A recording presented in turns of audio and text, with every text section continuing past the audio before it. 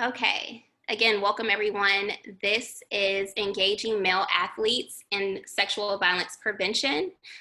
Today, hosted by Project Peace in conjunction with Athleaders 360. Today, we have Cordero Tanner, who is the Executive Director of Athleaders 360, which is a holistic youth development organization for young athletes. And I will allow him to tell you more. Thank you for being here. Thank you for the introduction, Ashley. Like Ashley said, my name is Cordero Tanner. I'm the founder and executive director of Athleaders 360. And before I get started, I just want to tell you guys just a little bit about why I started Athleaders 360. I'm a really big sports fan. Played sports all growing up, and I really enjoy watching sports. And there was a time when well, it still is, but I would watch sports, watch TV, hear the news, and I would hear about athletes making all these mistakes, whether it's sexual violence, sexual assault, domestic violence, all these type of things. And I'm like, why are they keep making all these mistakes? So at first it's like typical knucklehead kids, but then the more I thought about it, the more I began to feel bad for these children. Like we holding them to this high level, these high expectations, and no one is giving them the guidance to be leaders, to know how to learn how to handle these situations. And that's what prompted me to found Athleaders 360. So it's giving them and so they could have be exclusively learn about how to handle these situations and develop their leadership skills. So today we're just going to talk about how to engage male athletes in some of these difficult conversations that we want to have with them. Also, before I start in the presentation, by no means am I a sexual violence prevention expert, but my expertise is engaging athletes in these type of conversations, so that we can begin to intervene and change their way of thinking. So let's jump right in.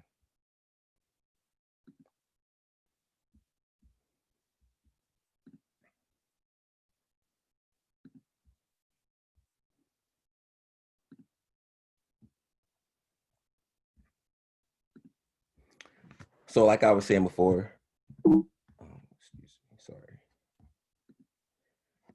Just Athleaders 360. It's a leadership development organization for young athletes. And our mission is to fundamentally change the way we use sports to develop youth in this country.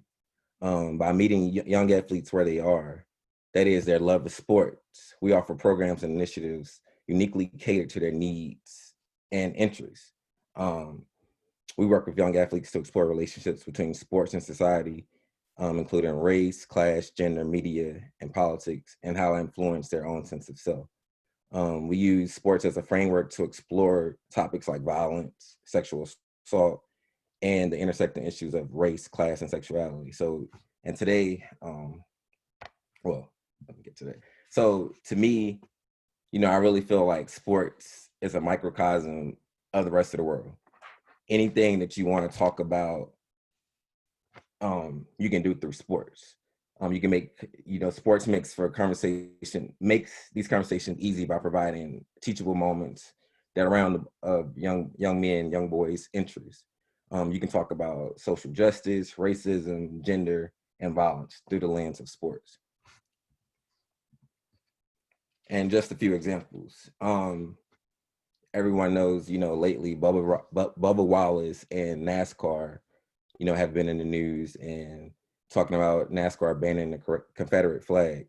And that gives you the opportunity to talk about racism in the South. Everyone knows, I don't know if everyone knows about ESPN released a few months ago, The Last Dance documentary talking about the 98 Bulls. And in that, one of the episodes talked about Scottie Pippen and the contract that he signed and how it was really an unfair contract. And, and then also they talked about the way he grew up, talked about how he grew up in poverty, how he was one of, many other children. So, you know, that gives you the opportunity to open up that conversation. The NBA wobble, I mean, the WNBA wobble, the NBA bubble. If you seen pictures on social media, in the news talking about, you know, how NBA players have these luxury conditions and, you know, they're complaining. And then you go fast forward to the WNBA and they're basically at a high school. You know, IMG Academy is a nice facility, but it's still basically a high school. And, you know, you just see the differences in the treatments and the conditions. And you have these mothers over here in these conditions, and they're not luxury, they're not conditions that you would expect a professional athletes to have. So you can begin to talk about sexism through those things. So that's just a few examples about how sports is a microcosm of society and how you can begin to have those conversations. So one of those difficult conversations is sexual assault. And today we're going to talk about how we can use real world examples from sports headlines to teach boys about consent and talk about either also bystander intervention. So one of the most challenging aspects of mentoring relationships is having these difficult conversations. So how can mentors have difficult conversations without feeling like they're lecturing? You know, I know a lot of times, you know, you feel like, you know, it's just a lot of talking at young people. So how can we have these conversations without feeling like we're doing that? And how can we have these conversations to ensure, you know, that these lessons really stick with them? So today I hope to really, you know, walk you guys through that and maybe show you how, just a little bit of how, you know, I do this. All right, so first we're talking about what is consent? Consent is a mutual agreement between two people to engage in sexual activity. And here's, you know, it's a little picture diagram that I really like to use when I'm actually talking to my athletes about, you know, what consent is. And it's the acronym FRIES. So consent is freely given. That means, you know, you're not coercing anybody, you're not putting any kind of parameters around it. You know, they really agree to participate. It's reversible.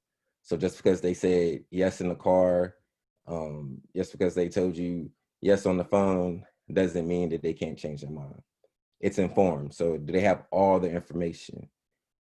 Do they know exactly what they're consenting to? Enthusiastic. It's not a okay, maybe, I think so. It's really enthusiastic and they really are excited to give their consent. And it's specific. It's not, you know, covered up and, you know, you want to go with me here or you want to go to come meet me over at my house. It's specific and they're giving consent to a specific act. So what is my approach with consent? So, well, actually, you know, my approach actually starts with my children, my own children at home. I don't know if you have any parents out there, but, you know, I believe that consent starts at home, you know, for my 3-year-old. So, you know, we want to teach my 3-year-old son and my 7-year-old daughter, even when she was their age, you know, we always taught them that their body was theirs. So, you know, we ask permission. We ask, can we have a hug? Can we have a kiss? And those type of things. And it even goes to tickle time. So, you know, when I think, you know, when I'm tickling my son and you know, we tickling, if they say stop, I stop. And, you know, sometimes, you know, it's like, you know, they didn't really mean for me to stop. They didn't really wanted me to keep going, but we want them to let them know that, like, you know, consent, stop means stop, no means no. So if you don't really mean that, you know, don't say it. But also we want them to know that your no needs to be respected. And if you tell somebody to stop doing something, to no, you're doing it. So that's why we started home. And also, you know, also coach youth sports. And, you know, that's one of the things that we do too. Like, you know, kids, when you coaching younger athletes, I'm talking, you know, 10 or younger, you know, that a lot of times they're very touchy-feely. They want to be all over each other in each other's spaces. So that's also an opportunity to begin to be talking about consent. You know, he doesn't like it when you're in that space. She doesn't want to hug.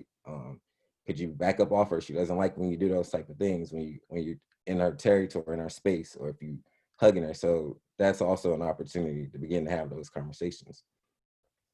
And for me, with consent, just like I hold my athletes, my older athletes, high school, to a higher standard in anything they do, whether it's in games, practices, in the classroom, I have a higher standard. I want them to go above the standard. Like, we have high expectations. That's the same thing with consent. So for me, the onus is on my athletes, that they have received consent. So I know a lot of times by law, it's the onus on the victim to prove that they didn't give consent. For me, I want my athletes to have that onus. Like, what did you do to ensure that there was consent? And then another thing is, like, when I'm actually having these conversations, I start by just talking with them and actually seeing what they know. Just how it come, and I'm going to talk a little more about that, about how you can just start with them and see what they know. But yeah, just see what they know. And then another way is to create a connection based on things that you were taught growing up. For me, being in the sports world, being a male, there are a lot of things that, we were taught, that we heard from older people that weren't necessarily right. Maybe you have to get her drunk to get her, and all those type of things. So, you can build a connection with that. Like, this is what, they said when I was growing up. You heard that? What do you think about that? It's kind of crazy, huh? So, that's one of the things. That's one of the ways that you begin to engage and have those conversations as well. And then you really want to explain to them what consent is and what it is not.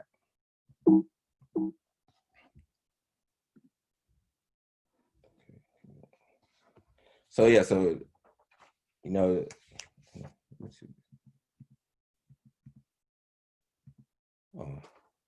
so excuse me. Give me 1 second. Something's happening here. Okay, I'm sorry.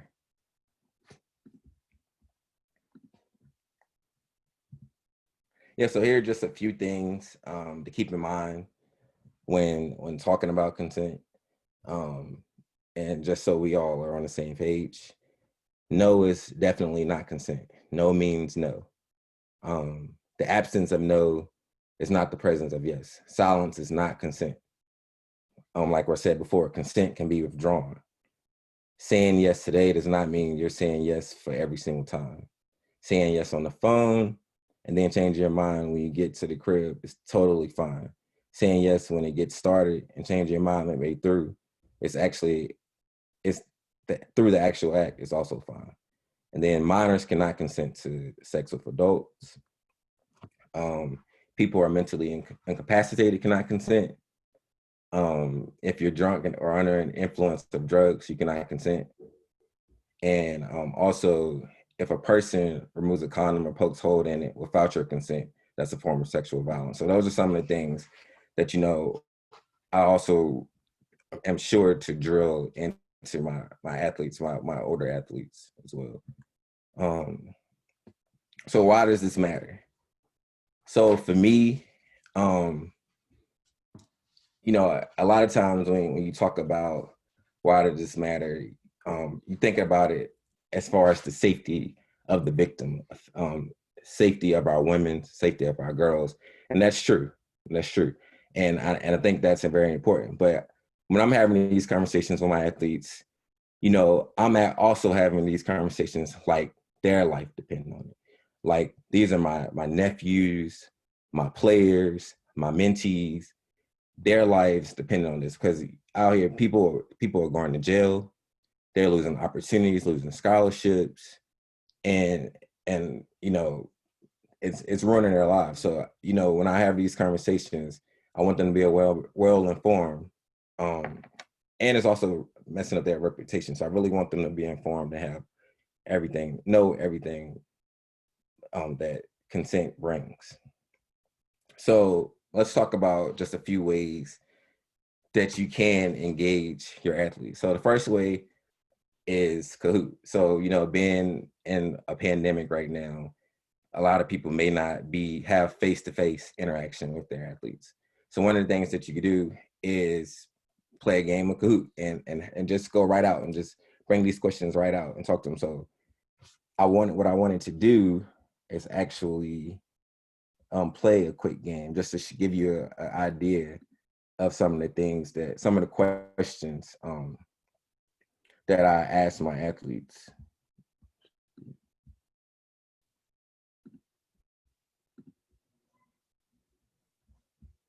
So if you want to participate, you can join us at Kahoot.it, or if you have the app, you can sign in. That's the pin number. So I'm gonna give everybody just a few minutes to sign in, and then we're begin to play the game.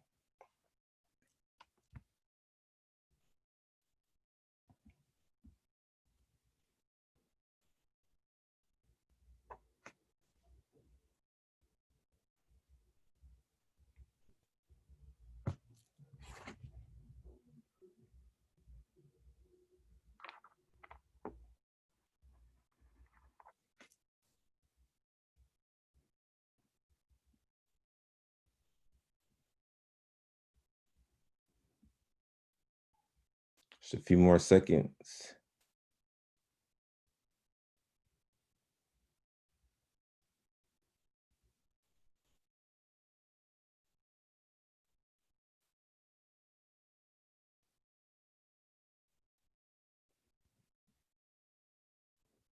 Okay, let's go ahead and get started.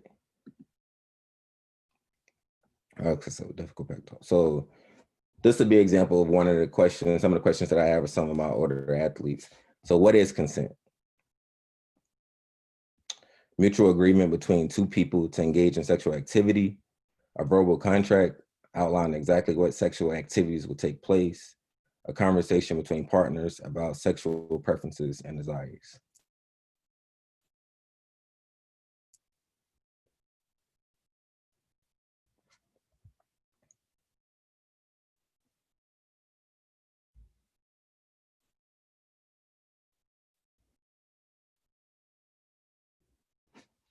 Good job. So the answer is mutual agreement between two people to engage in sexual activity. Next question.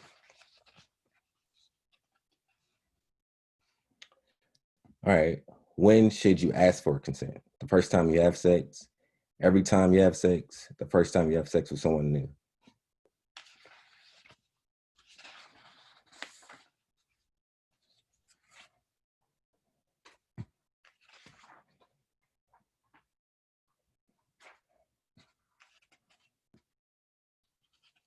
Right. Every time you have sex. Next question. How can you tell whether someone will consent to sex? If they're appropriately dressed provocatively, if they specifically agreed to sex at the time when you asked them, if you've had sex with them before.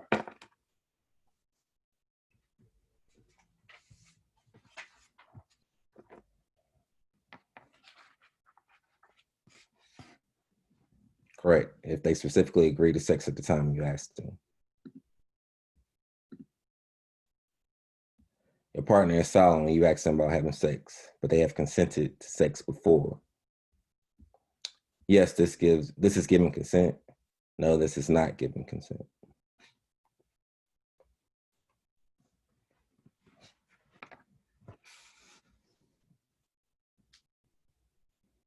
Correct. No, this is not giving consent.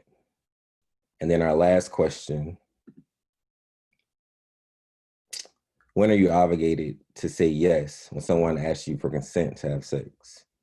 If you and your partner are in love, if you already said no several times, never. Correct, never. So yeah, sorry.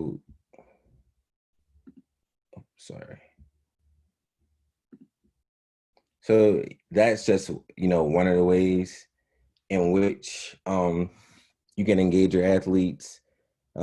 and you just come right out and just have that game. Like, I want to have a conversation about consent. So we're gonna play this game, and then we're gonna talk about the answer. So that's one of the ways in which that you can do it. Another way is through maybe sending videos, sending texts. So, there are a lot of texts. I mean, a lot of videos out there that sum it up, and I'm just going to share one of my favorite ones. They do say a cuss word in this one. Just want to warn you, but this is like a good video that's makes it plain, and it's really simple and good for our athletes. I like to show my athletes.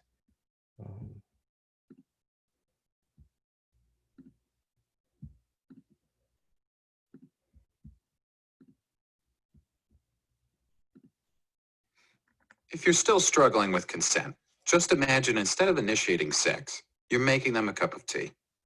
You say, "Hey, would you like a cup of tea?" And they go, "Oh my God, fuck yes, I would fucking love a cup of tea. Thank you." Then you know they want a cup of tea. If you say, "Hey, would you like a cup of tea?"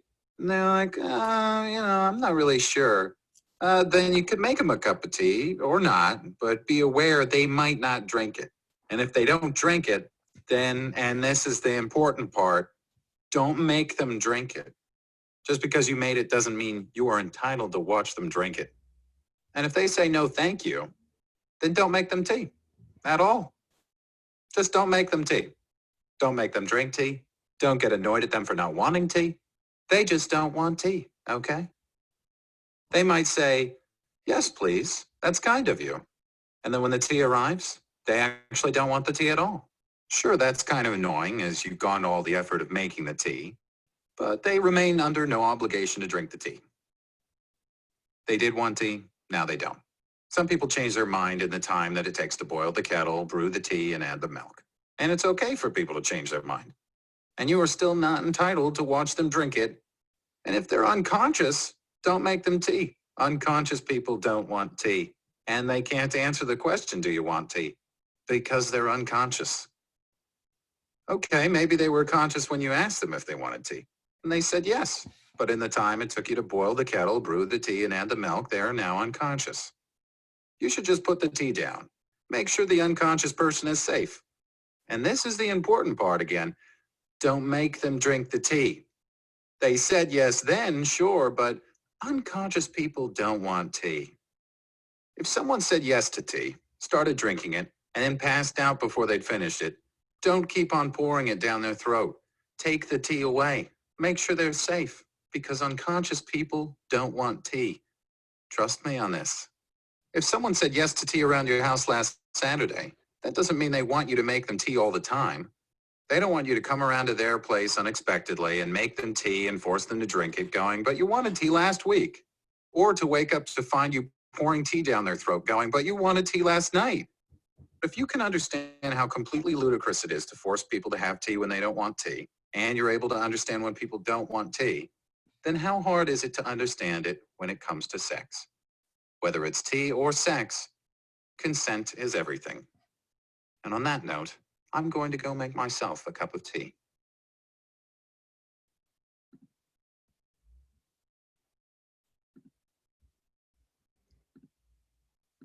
So yeah, I really like that video. When I think about that video, I think about um, some of my high school athletes. I think about my 15-year-old nephew, and just how simple and plain that video is, and how it makes talking about consent. And I also just thinks that that a video like that, and I'm pretty sure there are other sources, but a video like that just makes for organic conversation. You can have a simple start a conversation. Send them. A lot of people.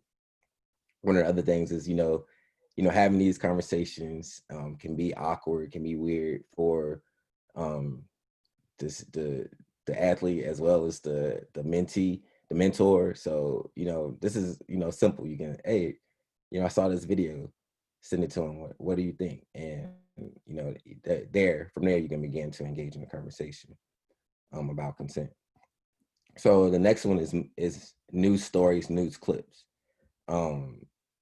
This is another way that I use when I'm taking my athletes, to and from practices, taking them home, when I'm talking with like my nephew on the phone, we're having these conversations, and it may just be some news article that I may see, and I begin to have this conversation. So this is from, back in 2016, I believe, when, Derrick Rose was going through his sexual assault charges, him and his, some of his friends.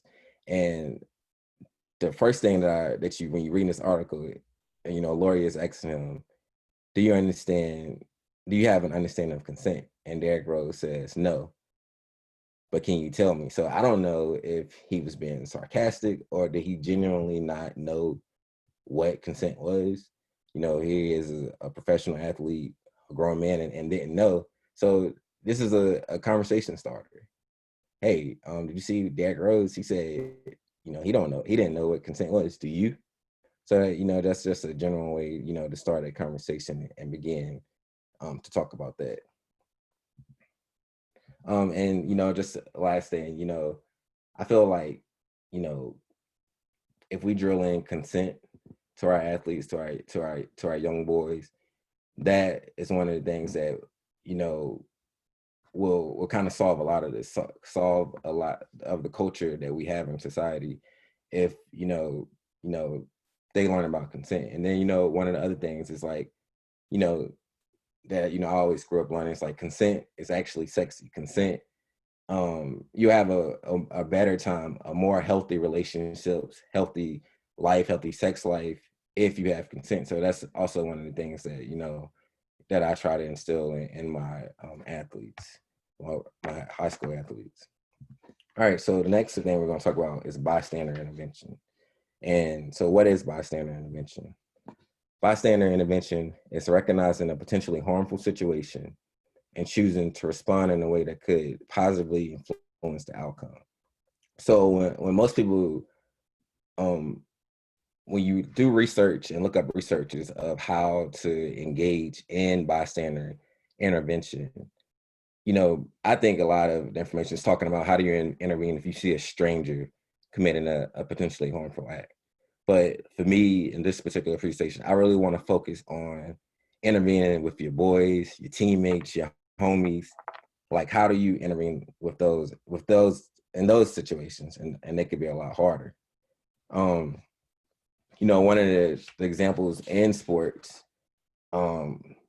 is the Brock Turner situation. And while he got off easy, I think, for what the acts he committed, Cheryl Miller, she's very thankful. Like, if you read anything about her, she's really very thankful for the bystanders that intervened. She's very grateful for them. So, that's one of the things that you can say, like, people that are put in these situations, they're very thankful for people that step in and intervene. So what are the ways that, I engage, young athletes in talking about bystander intervention? One of the things that I try to drive home is, I know it'll be difficult when you're talking about teammates and you're talking about your boys. You don't want to be seen as blocking. You don't want to be seen as not a team player. You don't want to be labeled those type of things. But for me, one of the things that I try to drive home is you have to treat this the same as you would if your friend was drunk, and you would take those keys. You would take the keys from him. You wouldn't want him to drive. You wouldn't want him to hurt himself, or you wouldn't want him to hurt anyone else. So that's the same approach that I like to take, and I like to instill into my athletes is you kind of have that same mentality. One of the other things that I do is I give scenarios. If you saw one of your teammates and all of them went, it was a team and they went in the room with one girl, what would you do? And I try to like place them in those scenarios so they can begin to think about these things and think about how they will actually intervene or how they will actually react in those situations. And then also, I think this is a time to be vulnerable. If you have any of these types of stories, and you were in these situations yourself, you know, what are some of the ways that you handle it, or how do you wish that you would have handled a particular situation, differently? So that's another way which you can get a point of connection. It's not, you trying to drill them home, tis, don't do this, don't do that. But it's just like, let's just have a real conversation. And when I was your age, I wish, I had a particular situation. I wish I would have handled it differently than what I did. And how would you had handled it today? So I think that's one of the things that you can do. And then bystander intervention is the first approach. I always teach the players the first approach. But if all else fails, if it's a situation that's too dangerous, the first person that I'm concerned with is yourself. Remove yourself from the situation. So you have to have environmental awareness of your surroundings. Trust your gut, and know that sometimes the best thing is to remove yourself from that situation. And a lot of times that can be first, because you never know if you try to intervene in a particular situation. You never know what the other person may do. So if you've seen something, a situation getting hostile or whatever, it might be best to remove yourself. Another way that I talk about environmental awareness is like, you might be in a situation, you might be hanging out with your teammates, and it may be a situation where you feel a little uneasy, you feel weird, and instead of just trying to be a team player and try to just trying to stay and trying to be cool, whatever, if you feel that you need to remove yourself from your situation, do that. I know one particular athlete that I had. He was on a recruiting trip, and on this recruiting trip, that's when some of the on recruiting trips, sometimes current athletes at that particular school, they take them around, and he said, they took him to a room, and it was a whole bunch of players and maybe one girl, and he was like, oh, well, this situation is a little too much. So in that situation, he removed himself. He was like, you know what, I'm out of here. So that's one of those things where when you should trust your instincts, trust your gut, and just remove yourselves from those types of situations. All right, so the next thing I want to talk about is actually supporting survivors. So when you're having these vulnerable conversations, and there might be times where you may speak with somebody, to be talking with an athlete, and they know someone who's been a victim of sexual abuse or been assaulted, or they may have been abused or assaulted themselves. Because the fact of the matter is 1 in 4 women and 1 in 6 men have been sexually assaulted or abused. So when you're having these conversations, you have to take in mind that there is a potential that one of your athletes may disclose that they've been assaulted, or they know someone who is. So what do you do in those situations? The first thing I would say is thank them. I didn't put this on the slide, but thank them for being vulnerable with you. I know that takes a lot, and for them to disclose that, because the fact of the matter is a lot of people don't disclose that type of information. So thank them for being vulnerable and listen to them. Really, really just sit there and listen to everything that they want to say. Don't push them to tell more than they're comfortable telling. If they don't want to talk more about the situation or talk deeper, don't push them. Just be there for them. Ask what they need. Ask them, is there anything that they need? Ask them if you could, potentially get them any professional help if they want it. But if they don't want that, just be that listening ear for them. Be there for them. And then the number one thing that I think you can do is to believe them. Believe what they tell you, believe their story, and believe them. Believe that it happened. And I think that's the number one thing that you could do. And also, I made this note. It's like also, I don't know, what are some of the parameters between some of the positions that some of you may have, but be aware of the reporting laws and guidelines. Like some of you may be in positions where if someone tells you that, you're like, oh, I got to report this. So that may be one of the things too that you want to be on alert for, because they might confide in you, but just let them know that if you tell me this, I got to report this, because that might not be what they want as well. So just be aware of that as well. So just some of my final thoughts when I think about having these difficult conversations. One, just remember that it's a conversation and it's not a lecture. You want to have an open dialogue with them. You want it to be a back and forth conversation. You want to give and you want to take. I know some people may go, oh, all these incidents happen in sports, because the fact of the matter is, unfortunately, a lot of times you can find these headlines in sports. It's unfortunate, but a lot of times you can find it and use that as an opportunity organically. But some people may like take a whole list. So I know one time, just for example, my wife, she just one day my nephew was over and she just drilled him down. Did you know this all these things happen? And he was like, wait a minute. And we didn't see him again for like 4 weeks. He didn't come back over. So be sure you don't want to drill him down. You don't want to do that to him. You just want to make sure that it's a conversation. It maintains a conversation. And don't make it seem like you're trying to lecture them. Just make it a general open conversation. The other thing that I wanted to say is, like,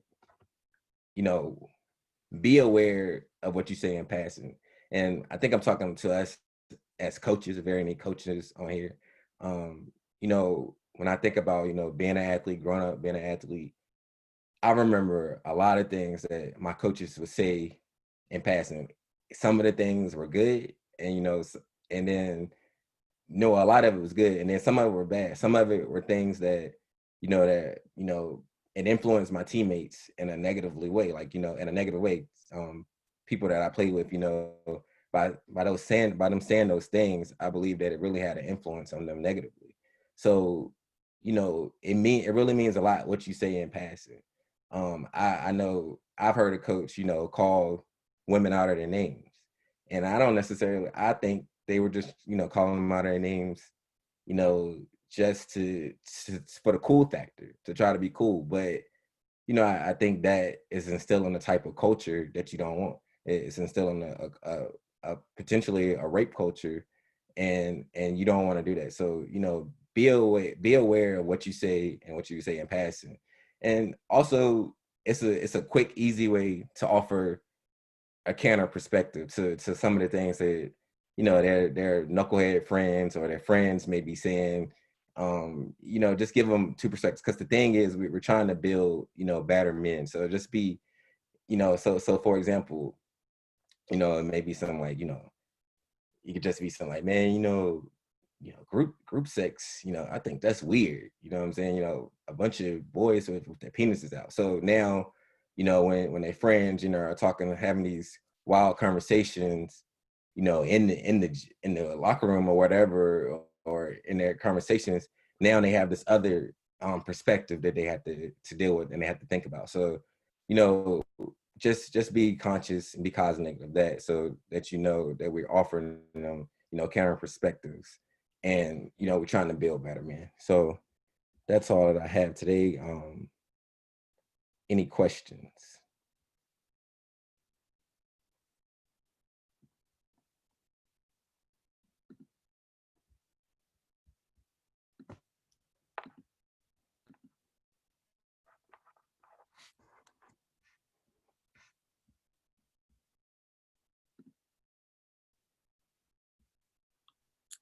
Nothing yet.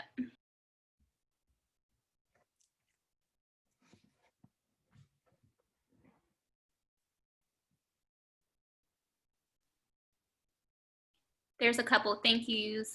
Great job and great presentation. Thank you. Thank you. Here's a question.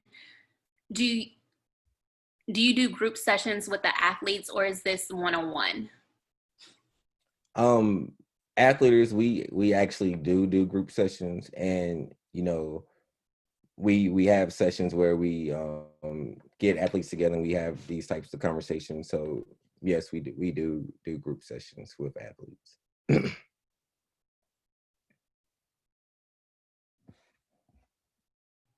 Another question. Oh, no, just another thank you. Sorry. Awesome approach to building awareness for athletes. Thank you.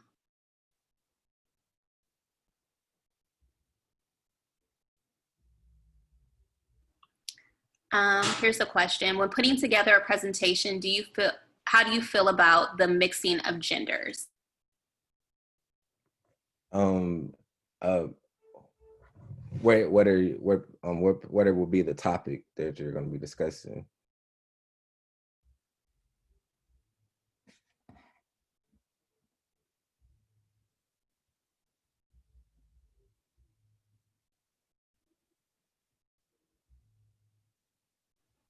Sexual violence prevention. Are you um asking specific topics within that overarching, Cadero? So like, would it be something involving consent? Kim, is that your question? Title IX and training for athletes. I could see benefits to both.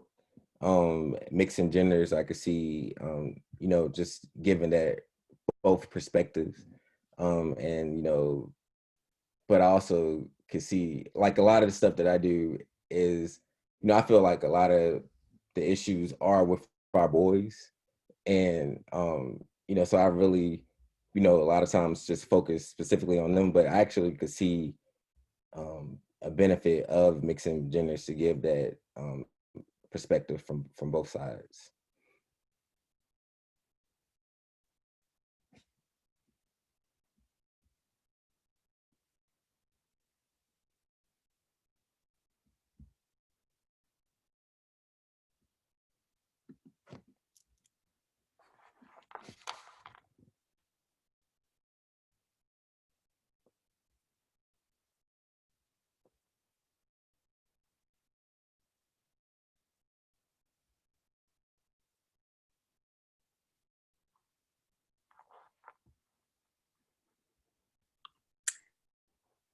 In leveling the conversation, how do you express the role of the female when explaining athlete accountability?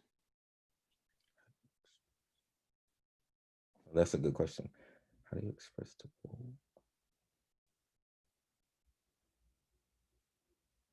role? That's a good question. How do I express the role?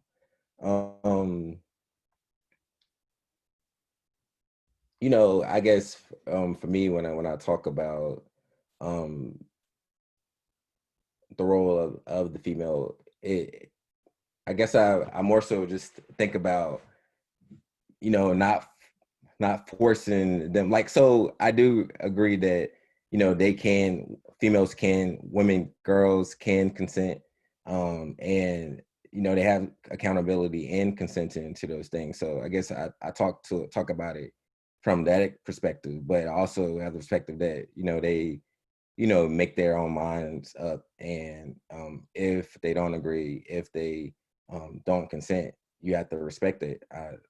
Is that what you're asking, Lydia?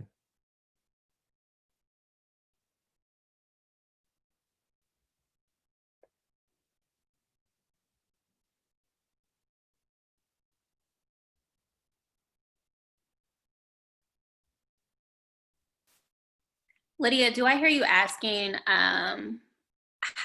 what the approach is to accountability for girls and women who may be perpetrators of sexual abuse or sexual violence?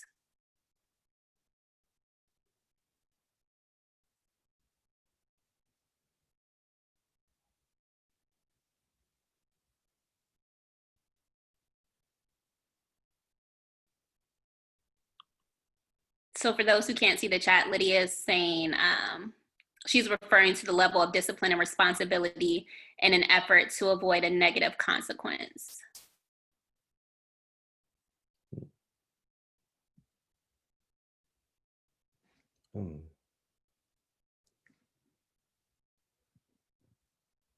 That's a good question. I really, I guess I never thought about that.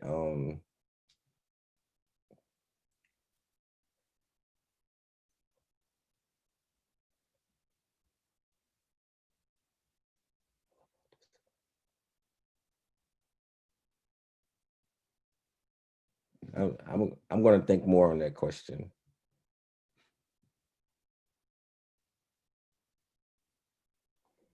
Actually, Claire, her question is, are the athletes receptive to the information conversations you have? Yes, they actually are. One of the reasons why, um,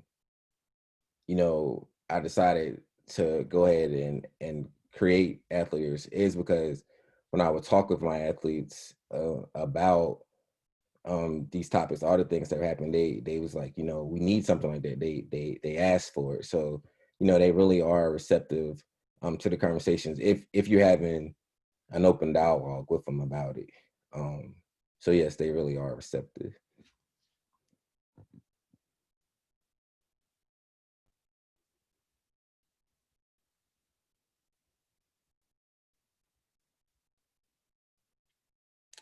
Rosie asks, do you discuss the topic of same gender sexual violence? And if so, is your approach conversation different?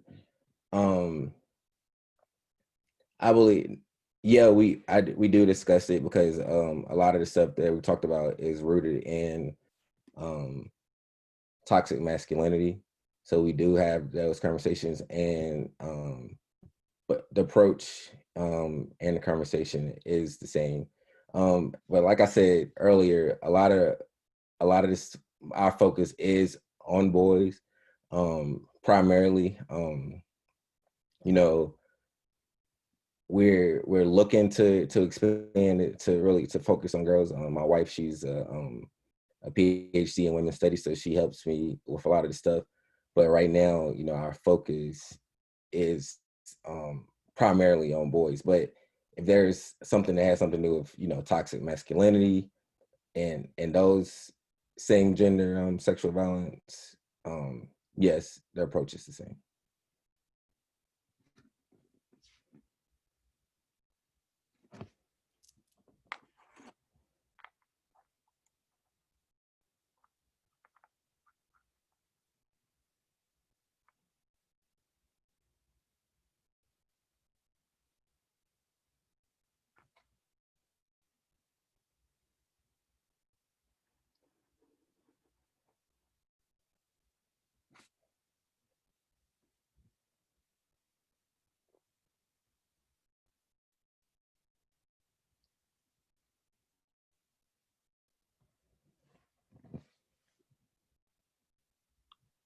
So Lydia says, I guess I'm just thinking about empowering / encouraging both male and females to be mindful of personal responsibility. So it's not just about the males, not blaming either, just balancing the conversation.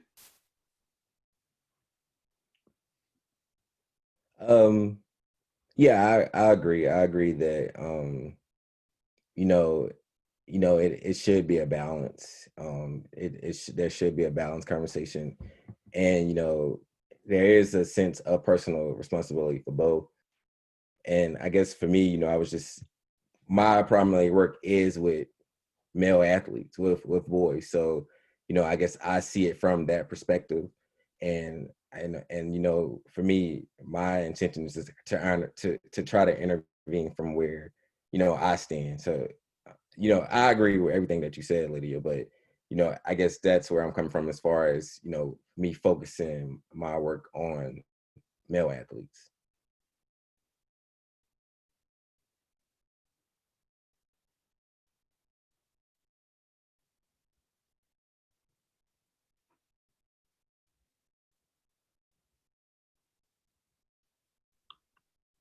We still have a few more minutes if anyone else has any other questions.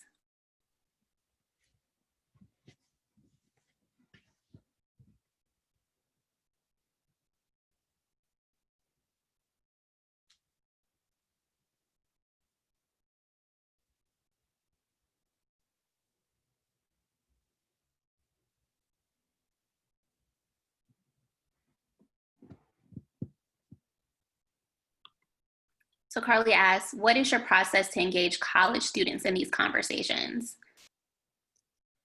That's a good question. Are you saying just college students in general or college athletes? Both. Um, so we have a few programs that we do and we talk about these particular conversations and other issues. I'd be willing to talk to you more. You can either email me or you can go to our website, athleaders360.org, and you can get a picture of some of the programs and offerings that we have to be able to engage, college students as well in these types of conversations.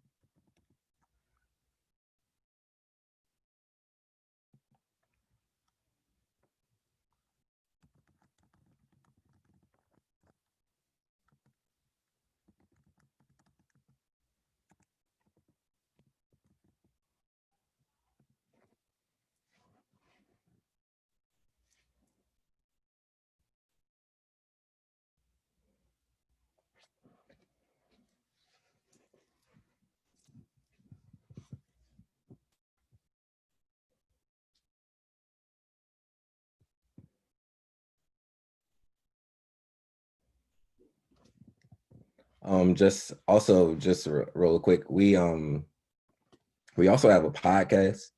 It's called What's Up Nephew, and a lot of the ways that we engage in these difficult conversations, you're able to see that within the podcast. It's a podcast with me and my 15-year-old nephew, and we talk about some of these difficult conversations we have, and talk about maybe it's social justice, gender equality, all types of things.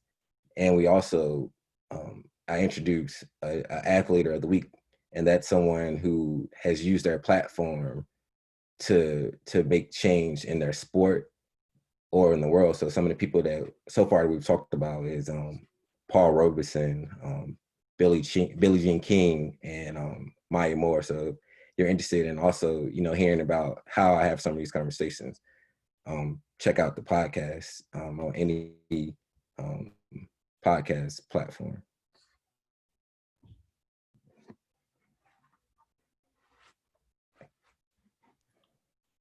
All right. Well, thank you, Kadero. We really appreciate you being here with us today and giving this awesome presentation. If anyone has any questions, again, you can reach Kadero offline. He has put his information in the chat. And we would really appreciate if you filled out a quick evaluation about the presentation today. We will be sending out the link or a follow-up email to where you can find this later on. We'll have a couple more sessions throughout the week, so please join us. And again, thank you, Kadero. Thank you.